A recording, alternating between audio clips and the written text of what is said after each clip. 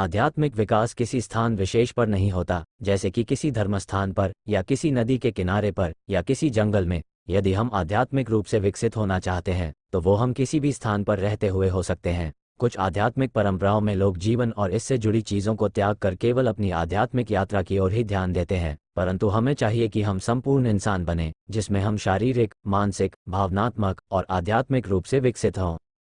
वास्तव में आत्मा के स्वास्थ्य पर ही शरीर, मन और बुद्धि का स्वास्थ्य निर्भर करता है। पूर्वी देशों में कहा जाता है कि जंगल में मोर नाचा, किसने देखा?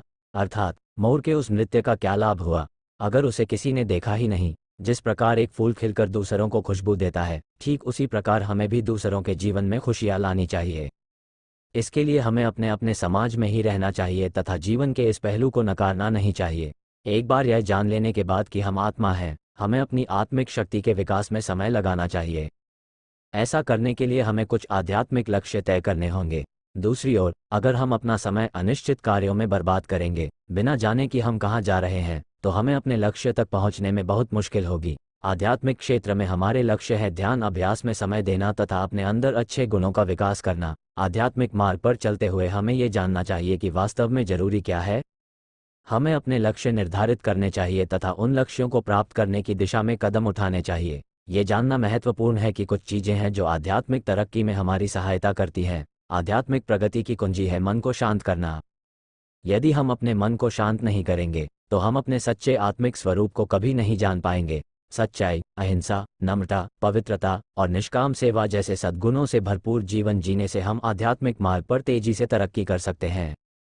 जब हम सद्गुणों से भरपूर जीवन जीते हैं तो हमारा मन शांत रहता है, और एक बार जब हमारा शरीर और मन शांत हो जाते हैं तो उस स्थिरता में हम अपने अंतर में प्रभु के साथ जुड़ पाते हैं। इसीलिए मन को शांत करना बहुत जरूरी है, क्योंकि हमारा मन ही समस्त इच्छाओं का स्रोत है। मन को प्रभु की ओर केंद्रित रखने से इस प्रक्रिया में मदद मिलती है। इसी कारण सिमरन का बहुत महत्व है। सिमरन प्रभु के नामों के जाप द्वारा मन को व्यस्त रखता है। यदि हमारा मन खाली रहेगा तो उसमें विचार पैदा होंगे, और जैसे ही हमारे अंदर कोई विचार उठता है, चाहे वो विचार अच्छा हो या बुरा, वो हमारे ध्यान अभ्यास में रुकावट डालता है। एक बार जब हम मन को शांत करना सीख लेते हैं तो हम अपने आप ही ऐसी अवस्था में पहुंच जाते हैं जहां हमारे अंदर कोई इच्छा नहीं रहती। यदि हम आध्यात्मिक रूप से विकसित होना चाहते हैं तो वो हम कहीं भी रहते हुए हो सकते हैं। एक शांत वातावरण जिसमें कोई हलचल ना हो हमें आध्यात्मिक प्रगति में अवश्य मदद करता है। किसी भी चीज़ से मोह ना रखें। अपने आध्यात्मिक लक्ष्य तक पहुंचने के लिए हमें अपनी प्राथमिकताओं का निरीक्षण करना होगा, ताकि हमारी इच्छाएं हमें इस भौतिक संसार की चीज़ों और गतिविधियों के साथ ना जोड़ती ना चली जाएं। जब हम किसी भी चीज़ से मोह नहीं रखेंगे तो हमारा ध्यान अपने आप ही प्रभु पर केंद्रित रहेगा। पूरी वीडियो देखने के लिए धन्यवाद।